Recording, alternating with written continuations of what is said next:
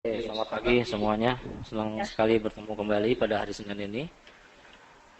Pertengahan bulan Mei 2015, kita melihat data yang terjadi secara fundamental di Amerika Serikat selama 2 minggu terakhir.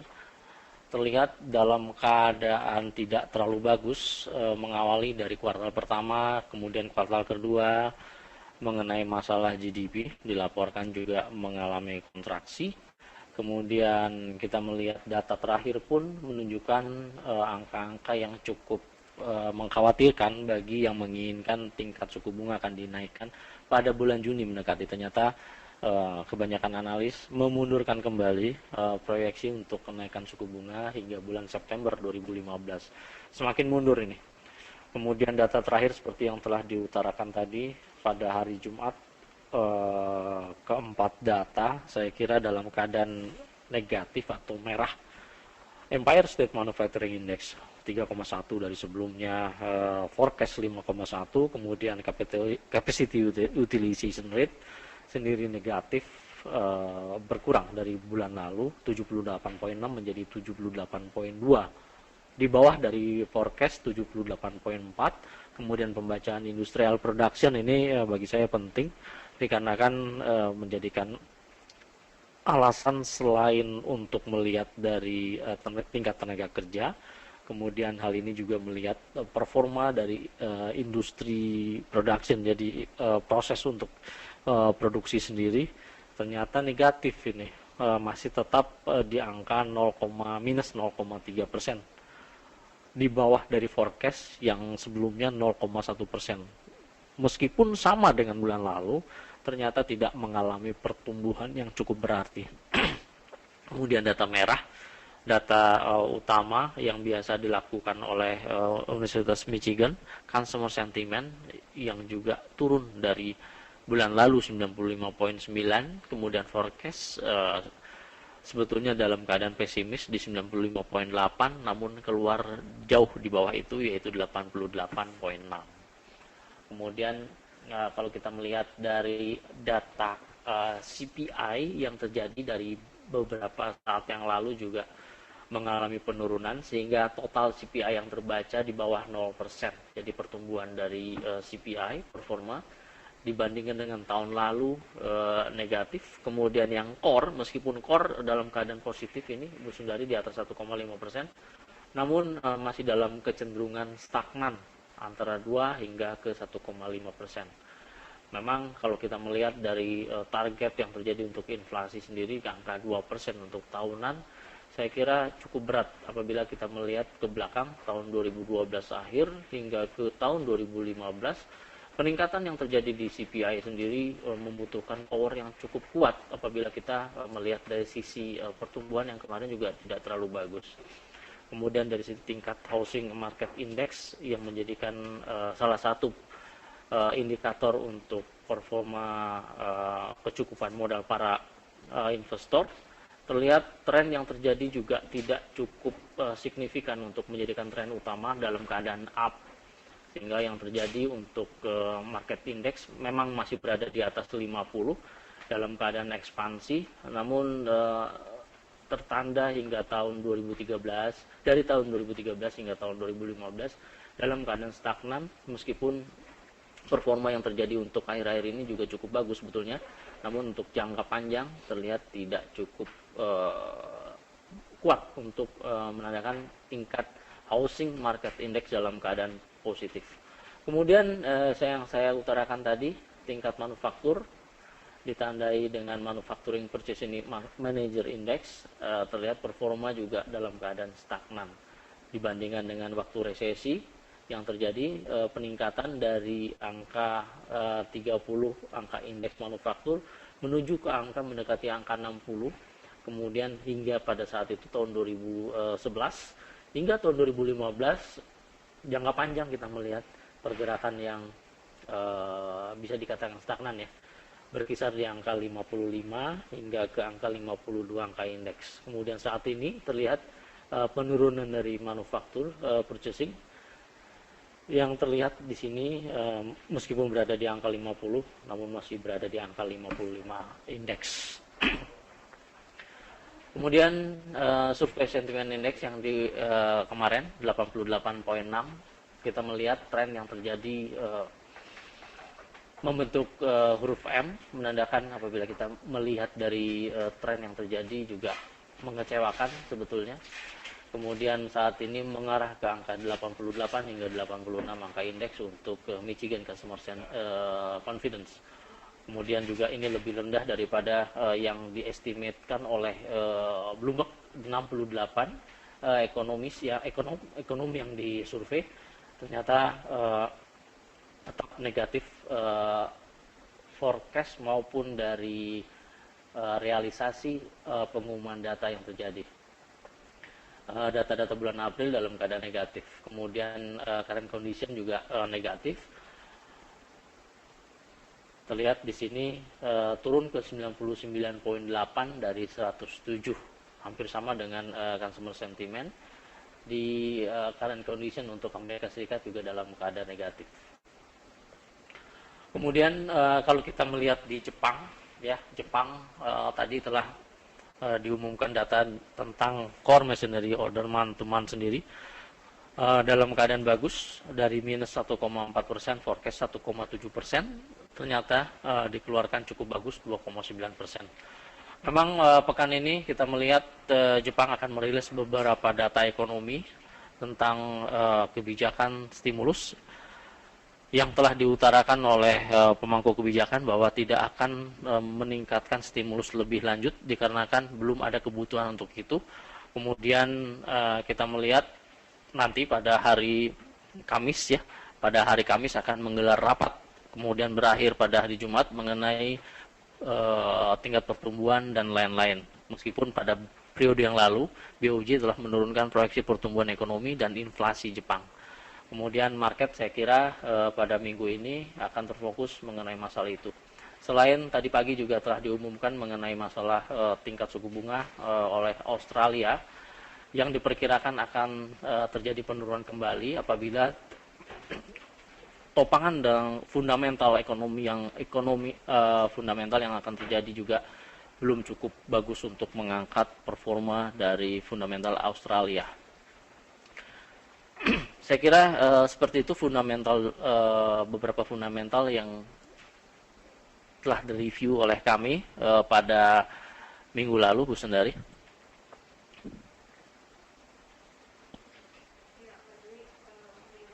Ya, Pak Dwi, untuk minggu ini memang tadi setelah sedikit dibahas ya, dari mulai Amerika dan Jepang terdapat data-data yang cukup berpengaruh ya di minggu ini. Secara teknikal bagaimana nih Pak Dwi?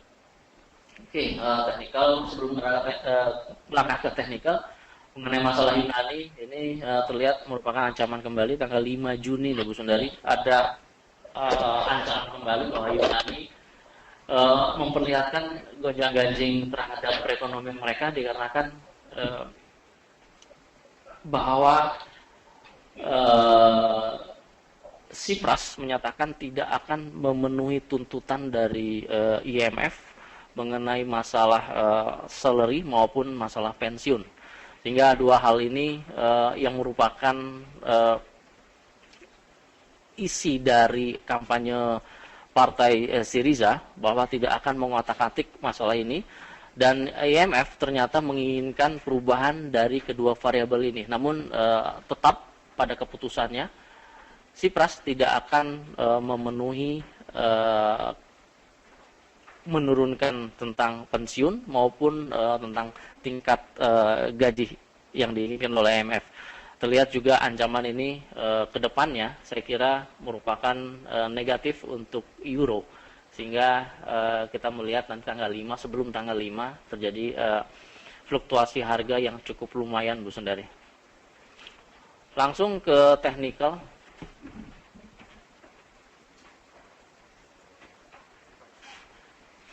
Kita masuk ke teknikal di dolar. Nah ini dia keadaan dolar yang terjadi. Negatif terlihat setelah support menjadikan resisten pada 93,99 tepat di sini. Kemudian saat ini masih berada di atas harga support yang telah terbentuk. Kemudian di sini di 93,47. yang merupakan harga bawah dibandingkan dengan minggu lalu. Kalau kita melihat pergerakan harga minggu lalu untuk dolar indeks sendiri, nah ini dia masih jauh berada di bawah 50%, bahkan di bawah 61,8%. 61,8% di angka 93,94. Kemudian band saat ini masih berada band antara 93,94 hingga ke 93,13. Performa dolar yang terjadi untuk minggu lalu dimulai dari 2 minggu yang lalu, hingga dari tanggal 1 hingga tanggal 8, kemudian tanggal 8 hingga tanggal 15. Performa dolar cukup negatif dibandingkan dengan major currency yang lain. Terlihat di sini sebelum penutupan, 8 jam sebelum penutupan, harga masih berada di bawah, masih berada di kisaran angka 93,19. Kemudian harga hari ini tetap saya kira masih berada di angka swing yang terjadi 4 jam terakhir di angka 93,46. Indikasi yang terjadi untuk di dolar saya kira masih dalam keadaan drop. Kemudian apabila terjadi drop di bawah 93,13, kemungkinan proyeksi untuk penurunan lebih lanjut berada di 91,82 yang merupakan angka 161,8% dari penaikan swing dari 0 hingga 100% di angka tertinggi dan terendah pada minggu lalu untuk dolar indeks. Jadi performa yang terjadi di dolar indeks saya kira dalam keadaan bearish. Kemudian hal ini juga memicu keadaan bullishnya di pound sterling terhadap US dollar. Terlihat ini saya tidak berubah untuk keadaan cup and handle atau pola yang terjadi di pound sterling daily, chart daily yang terjadi pada minggu lalu. Terlihat performa yang terjadi di pound sterling dalam keadaan positif, maksimum terjadi di angka 1,57280. Kemudian pergerakan yang terjadi untuk mingguan, saya kira pergerakan saat ini masih dalam keadaan koreksi. Nah ini dia, dalam keadaan koreksi. Secara simpel kita melihat tren yang terjadi masih dalam keadaan uptrend, ditopang dengan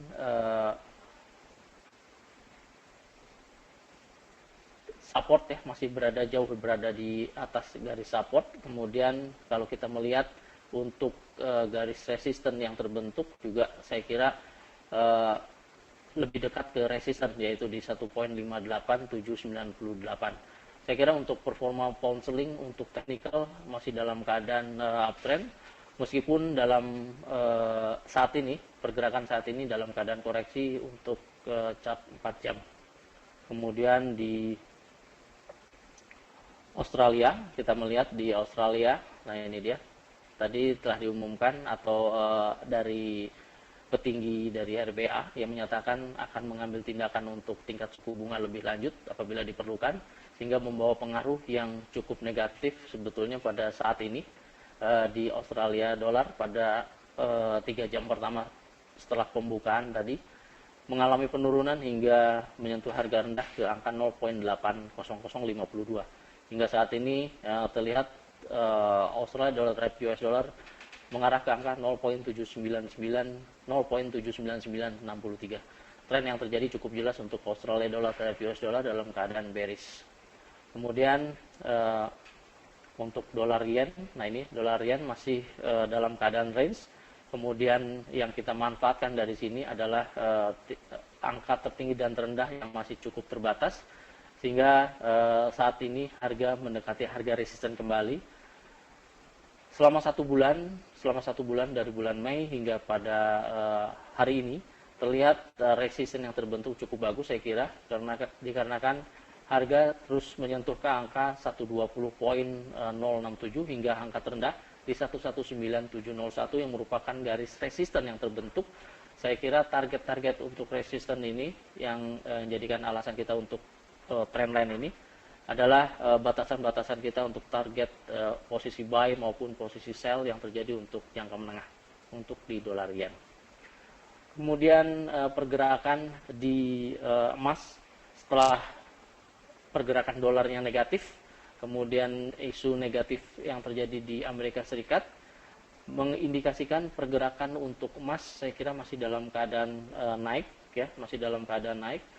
Kemudian setelah breakout di 1210.39,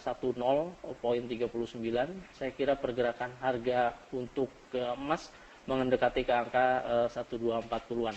Kemudian secara teknikal saya kira swing yang terjadi di sini cukup bagus untuk target kita untuk jangka menengah di 1239.65 yang merupakan 161.8 di angka Fibonacci.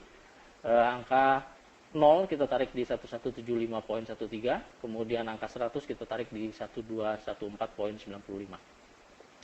Kemudian di minyak, saya kira pergerakan harga minyak beberapa waktu yang lalu terjadi penurunan, kemudian pada penutupan pada hari Sabtu kemarin cukup naik ya, cukup naik pergerakan di angka tertinggi di 59.94, kemudian pada saat ini harga ke angka 60.69, kemudian target ke 61.39. Demikian Bu Sundari, mungkin ada yang ditanyakan? Dwi, bisa dibahas mengenai indeks Asia, Pak? Juga ada request untuk dibahas mengenai Dow Jones ya. Dari Dow Jones sendiri fundamental yang cukup negatif 2 minggu terakhir. Kemudian harga secara teknikal saya kira masih dalam keadaan drop juga untuk Dow Jones. Pembukaan tadi dibuka di 18230. Kemudian saat ini terus beranjak turun, harga terendah 18.200 ya, 18.203. Saya kira pergerakan untuk sementara sebelum market untuk buka nanti sekitar jam setengah 8 malam untuk Amerika Serikat, pergerakan untuk Dow Jones sendiri masih dalam keadaan wait and see. Kemudian kita melihat untuk patokan untuk breakout sendiri menjadikan harga terendah pada hari Jumat kemarin dalam posisi breakout apabila mendekati atau menyentuh ke angka 18.170-an, saya kira patut untuk di follow dalam keadaan turun ya, short atau sell untuk Dow Jones. Kemudian harga tertinggi dibatasi juga di angka tertinggi yang terjadi pada hari Jumat kemarin di 18.239.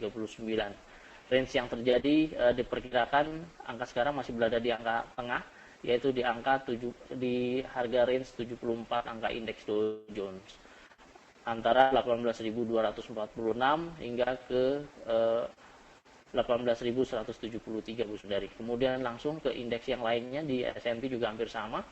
Keadaan yang terjadi untuk untuk S&P sendiri mengawali tren turun ya, sebetulnya mengawali tren turun, kemudian apabila terjadi breakout juga di angka 2112.50 saya kira untuk breakout meneruskan penurunan untuk S&P. Kemudian di Nasdaq juga hampir sama. Saya kira Nasdaq nah ini dia mengindikasikan akan terjadi penurunan kembali apabila terjadi breakout juga di angka terendah pada hari Jumat kemarin di 4.477. Kemudian untuk pasar Asia,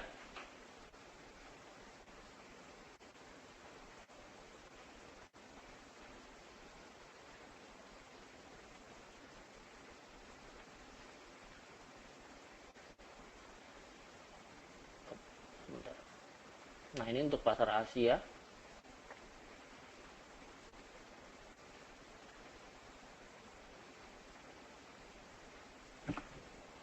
Secara teknikal Hang Seng saya kira stagnasi yang cukup tinggi ya, masih dalam keadaan stagnan cukup tinggi di angka 912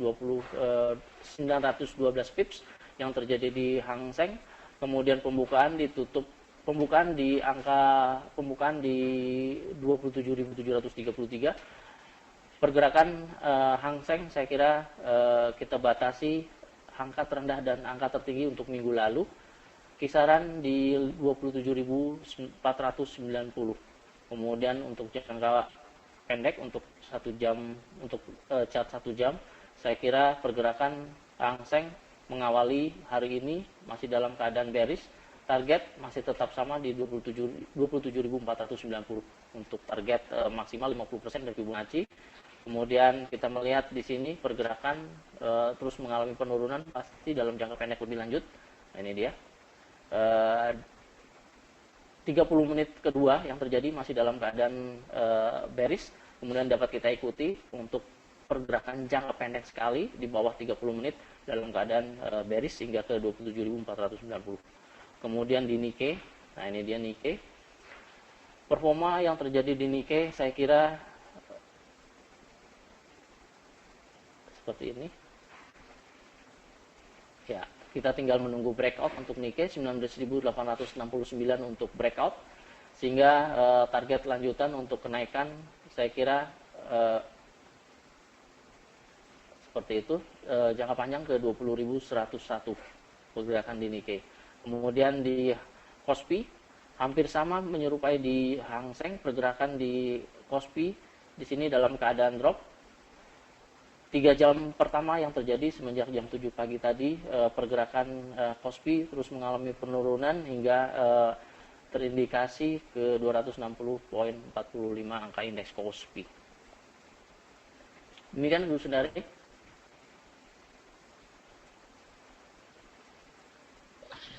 Iya Pak Dwi, tadi sudah dibahas ya dari mulai mata uang, terus kemudian komoditi dan indeks saham ya.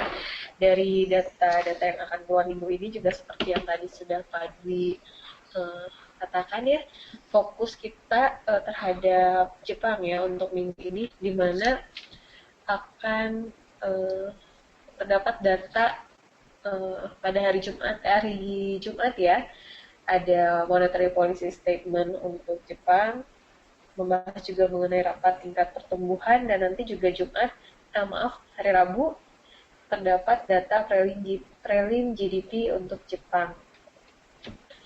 Dan untuk data yang keluar pada hari ini, nanti sore kita menunggu data dari Swiss yaitu retail sales, di mana data yang diprediksi mengalami penurunan ya, yaitu sebesar 2%. Penurunan 2% untuk forecast-nya. Dan nanti malam ada data Housing Market Index untuk Amerika, di mana data yang diprediksi 57 dari sebelumnya 56.